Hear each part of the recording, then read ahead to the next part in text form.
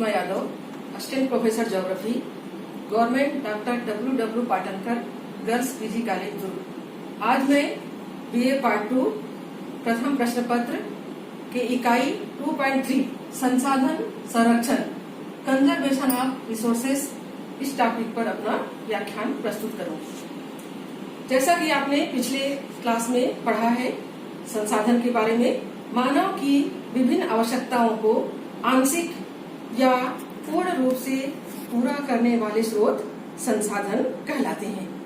आज हम संसाधन संरक्षण पर चर्चा करेंगे।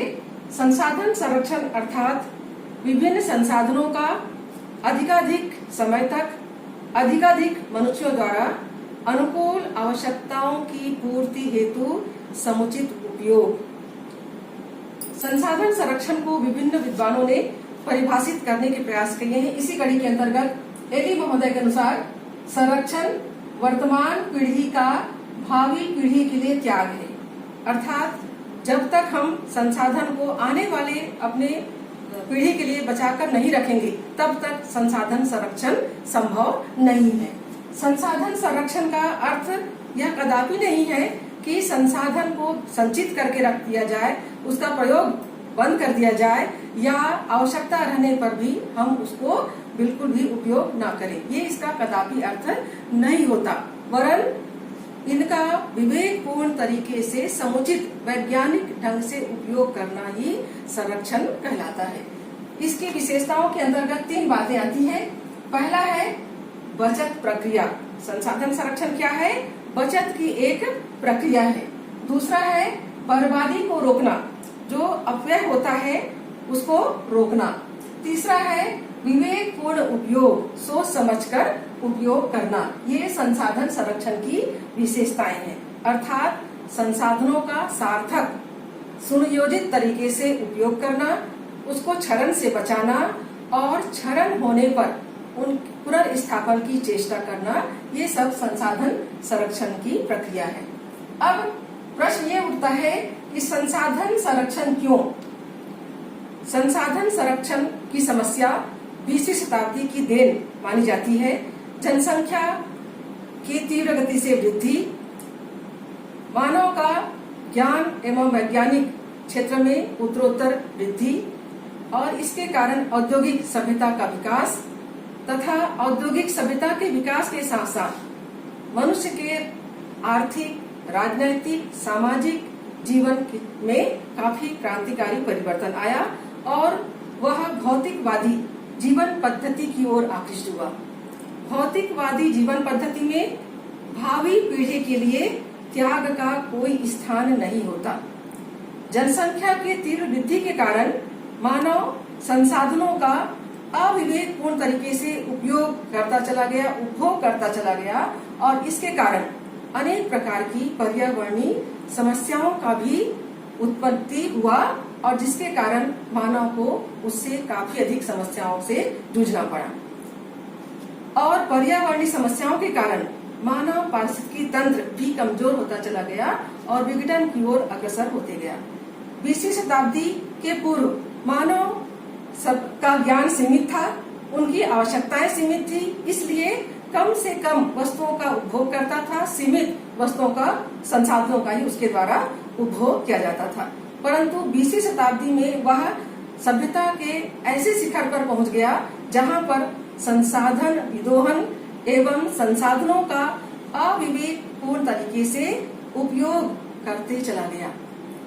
विशाल जंगलों को विनाश कर दिया गया, वहां पर उसको मैदानी क्षेत्र में परिवर्तित कर दिया गया और अनेक प्रकार के जैव अजैव संसाधन विनष्ट होते चले गए। ऐसा अनुमान है कि सभ्यता के आदिकाल से जितना विभिन्न देशों के द्वारा खनिज संपदा का उपयोग किया गया है उतना केवल अकेले संयुक्त राज्य अमेरिका के द्वारा 1914 से लेकर 1952 की अवधि में किया गया। अर्थात केवल एक देश के द्वारा संसार के विभिन्न देशों के द्वारा जितना उपभोग किया गया है संसाधन, खनिज संसाधन, उतना केवल एक संयुक्त राज्य अमेरिका देश के द्वारा 1914 से लेकर 1952 के बीच उपभोग किया गया। और ऐसा भी अनुमान है कि यदि विश्व की जनसंख्या का जीवन स्तर संयुक्त राज्य अमेरिका के जीवन स्तर के तुल्य हो जाए तो विभिन्न संसाधनों का उपभोग की वस्तुओं का मांग वर्तमान समय से 6 गुना अधिक हो जाएगा। अब प्रश्न ये उठता है कि निरंतर इस प्रकार से संसाधनों की वृद्धि को, उपभोग को हम निरंतर बनाए रखें तो पृथ्वी जैसे सीमित इकाई के द्वारा कब तक मानवीय आवश्यकताओं को पूरा किया जा सकता है। हम ये भी देखते हैं कि किसी भी देश का विकास केवल उनकी आर्थिक व्यवस्था एवं वैज्ञानिक प्रगति पर निर्भर नहीं करता, वरन संसाधनों का उपभोग भी उसमें शामिल होता है। और निरंतर संसाधनों का उपभोग करते चले जाए तो औद्योगिक सभ्यता का विकास कहाँ तक, कब तक होगा, यह भी एक चिंतनीय विषय है। 17वीं शताब्दी के उत्तरार्ध तक केवल कुछ बेसिक खनिज पदार्थों का ही मानव के द्वारा उपयोग किया जाता था, जैसे लोहा है, कोयला है, चांदी है, टीन है, सीसा है आदि। परंतु वर्तमान समय में लगभग 200 से अधिक खनिज पदार्थों का उपयोग मानव करता है। 17वीं शताब्दी 1750 में विश्व की जनसंख्या मात्र 66 करोड़ थी और वर्तमान में कितना है, लगभग 700 करोड़ से अधिक हो गया है। इस निरंतर बढ़ती हुई जनसंख्या के लिए भोजन की आवश्यकता, मकान की आवश्यकता, वस्त्र की आवश्यकता, परिवहन साधन, विभिन्न प्रकार के उपभोग की वस्तुएं, औद्योगिक कच्चे माल, इनकी आवश्यकता की पूर्ति के लिए निरंतर संसाधनों का उपभोग किया जाता है और इस उपभोग में विवेकपूर्ण तरीके का अनुकरण नहीं किया जाता, जिसके कारण खनिज संसाधन का विनाश हो रहा है। और जो आप लोग जानते हैं, संसाधन 2 प्रकार के होते हैं, नवीकरणीय और अनवीकरणीय। नवीकरणीय अर्थात जिनको हम पुनः उनकी स्थापना कर सकते हैं, जैसे वन है, जल है, ये नवीकरणीय संसाधन की श्रेणी में आते हैं। अनवीकरणीय जिनका पुनर्स्थापन संभव ही नहीं है, जैसे कोयला है, लोहा है, एक बार उपयोग करने के बाद दोबारा इनका उपयोग संभव नहीं होता। तो आज दोनों प्रकार के संसाधनों में विनाश की ओर अग्रसर है। हम देख रहे हैं संसाधन तो समाप्त होने के कगार पर है ही। वैज्ञानिकों का अनुमान है कि निरंतर यदि वर्तमान दर से जैसा उपभोग किया जा रहा है वैसा उपभोग होता रहा तो आने वाले कुछ समय तक ही संसाधन मनुष्य के लिए उपलब्ध होंगे। नवीकरणीय संसाधनों को भी मानव के द्वारा अनेक प्रकार से दूषित किया जा रहा है। बड़े बड़े औद्योगिक केंद्रों से, बड़े बड़े नगरों के अवशिष्टों के द्वारा नदियों में को दूषित किया जा रहा है।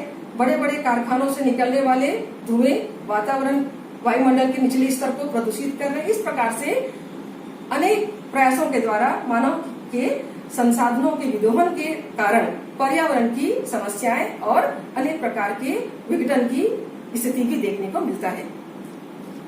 मानव का वैज्ञानिक तकनीकी ज्ञान जब विवेक से आगे बढ़ जाता है तब विनाशकारी स्थिति देखने को मिलता है, जो प्रत्यक्षतः वर्तमान समय में देखने को मिल रहा है। अब मानव का विवेक इतना अधिक, मानव विवेक कुंठित हो गया है और उसका टेक्नोलॉजी, प्रौद्योगिकी ज्ञान इतना बढ़ गया है कि जीवन के प्रति उसका दृष्टिकोण बदल गया है। और इस बदलते हुए दृष्टिकोण को सुधारा नहीं गया तो आने वाले समय में काफी समस्याओं का उसको सामना करना पड़ेगा। प्रकृति फिर प्रतिहिंसात्मक तरीके से उसका जवाब देती है, उसका उत्तर देती है, जैसा हम अभी वर्तमान परिवेश में देख रहे हैं। तो इन्हीं सभी समस्याओं को ध्यान में रखते हुए अनुकूल तरीके से संसाधनों का उपयोग करने के लिए, वैज्ञानिक ढंग से सोच समझकर उपयोग करने के लिए, सार्थक नियोजन के लिए, ताकि मानव का वर्तमान समय सुरक्षित रहे और आने वाला उसका भविष्य भी सुरक्षित रहे, उसका कल्याण हो। इन बातों को ध्यान में रखकर संसाधन संरक्षण की आवश्यकता महसूस हुई और संसाधन संरक्षण आवश्यक हुआ। अब देखते हैं संसाधन संरक्षण का सिद्धांत। संसाधन संरक्षण का कोई एक प्रणाली सभी संसाधन के संरक्षण के लिए लागू नहीं होती, परंतु कुछ ऐसे वैज्ञानिकों के द्वारा नियम बताए गए हैं जो सभी देशों के और सभी संसाधनों पर लागू हो सकता है, जिसमें पहला है संसाधनों का लाभकारी उपयोग। जैसा कि आप जानते हैं, किसी पदार्थ की उपयोगिता ही संसाधन की श्रेणी में आता है। कोई वस्तु उपयोगी होता है तभी वह मनुष्य के लिए संसाधन बनता है।